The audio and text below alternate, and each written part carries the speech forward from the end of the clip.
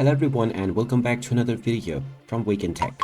In this video, I'm going to show you how to download and install the Shopmium application on your smartphone. So let's get started right away.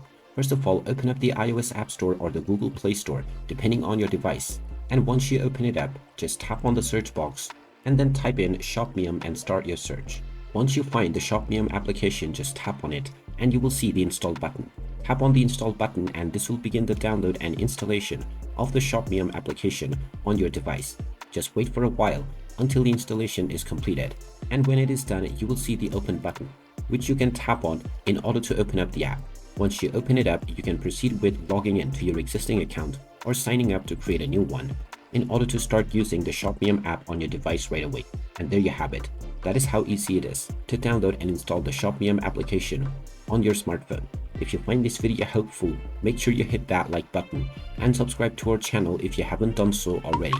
Also ring that notification bell to never miss another update from us.